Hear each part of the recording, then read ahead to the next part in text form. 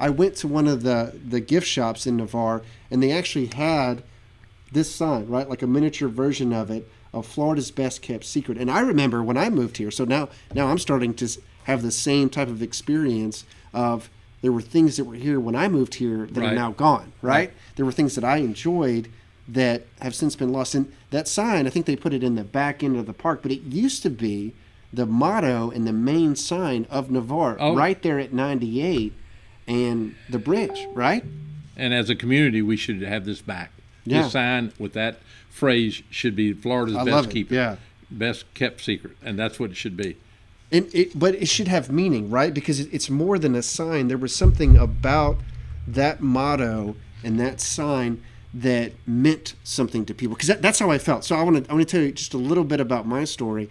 Is when we moved down here, I said, okay, where are we gonna move? And I knew this area. I visited a dozen or more times with my family. Right.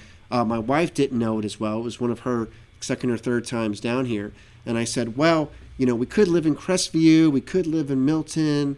Destin has gotten so overdeveloped and commercial. I don't know. And then I found Navarre, and I was like, oh, my gosh, this is what Destin used to be 10 years ago. It's amazing.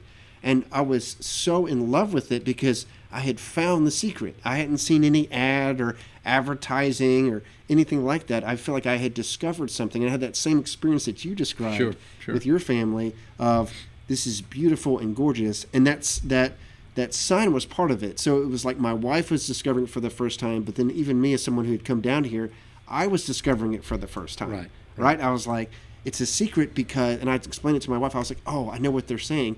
It's a secret because they've watched all this development happen in Pensacola, in Destin, elsewhere in their counties, and they haven't been quite, as developed.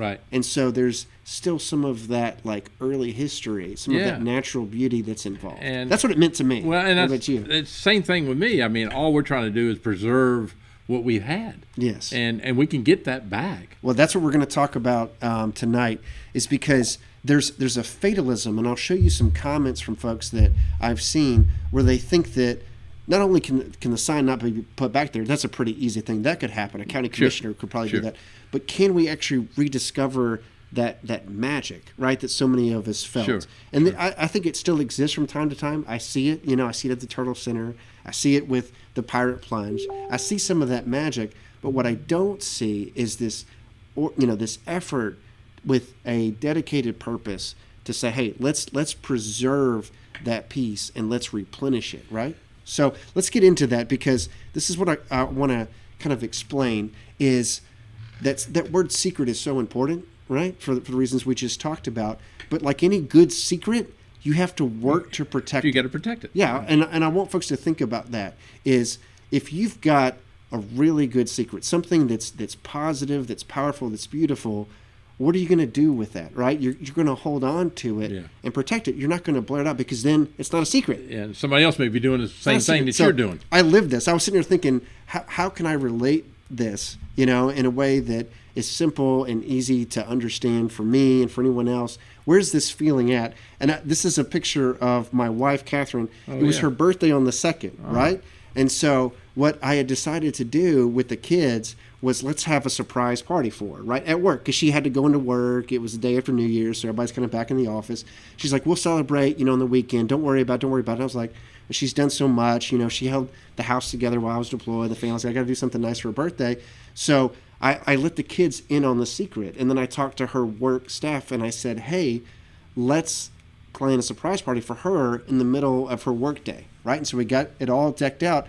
It was very difficult, let me tell you, because my kids are not the quietest kids. I love them to death, but my kids are not the quietest kids. They're very social. And she was having a work meeting literally next door. And so I was like, you guys have to be the quietest you've ever been. And we decorated the whole place, and we had like a little disco light and funfetti and the whole thing and a cake. And we worked hard to protect the secret. And then she walked in and she's like, I had no idea. She's like, you nailed it. Like, I was like, really? Are you sure? Because they're loud. But we protected that secret. We took pains and efforts, right, for that, so that it would be for the intended person, right? All worthwhile. This is not that. Okay. So this is a sign that you see now on on that intersection, as well as in other places, that says Navarre Beach, Florida's most relaxing place. I don't like the sign. I don't know any locals who really do. The lady at the gift shop who sold me that little sign, I talked to her about it. She didn't know who I was, so she was like, "Well, this is the old sign, mind you." And I was like, I get it. She's like, because this sign was made for tourists. That's who this is. She's like, Navarre Beach is not the most relaxing place. It's a beautiful place in itself, but if you get to know the locals, it's a feisty place. And I was like, oh, do tell. Like, as if I haven't experienced that. But I talked to one of the commissioners, not from Navarre, who said that Navarre is a land of rebels and renegades. And I believe that. When you study its history, most relaxing place, no, it is not. It is a feisty town of people who are passionate about it, and they're dead set in their beliefs.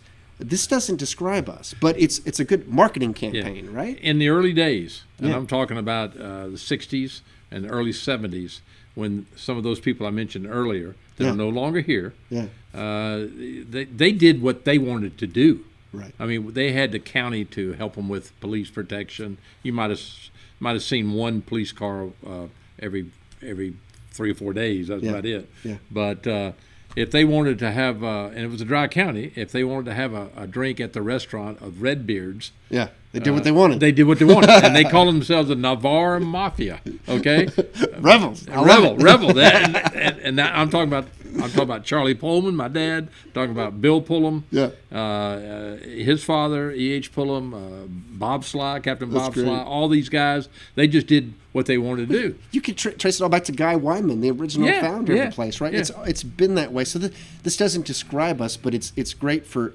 tourism, and I think that's where it comes from, right? And when you see what's actually going on, which a lot of people don't, you'll realize why that secret is out. Because that's what the lady told me when I bought that sign at the gift shop. She said it well. Same thing you said. The secret's out. The secret's out. And it is. It is, because this is from Houston, Texas. I don't know if you've been to Houston. I've been there a few times. Yeah, a couple times. Yep. So Houston's a big old city. It's spread out. It's landlocked, the whole thing. This is a website from their local news in Houston that thousands of people see. And just read it. It says, immerse yourself in the sights and sounds of Navarre Beach. They talk about it as the most relaxing place. Now you can get a preview while you're sitting in, I guess, traffic in Houston or at your home thinking about the beach. They even have like a live cam where you can see what's going on in Navarre Beach. So are we paying for that? The county is paying for this, right? And not just in Houston, Texas, but in multiple cities across the country. We're broadcasting out, hey, come to Navarre. It's the most relaxing place. We want you here. Please travel, come to our community. So this is tourism advertising, which is the opposite of keeping a secret. This reminds me of my son, like laughing very loudly while we're trying to like plan my wife's birthday. Like, you're not keeping it a secret because you're not being careful. This is the opposite of careful, right? Because they're trying to fuel the tourism. Wow. That's one part of it. And then you see how much money the tourism generates. This is the bed tax, right? So this spreadsheet is something I can email out if you want a copy of it, but it's available online.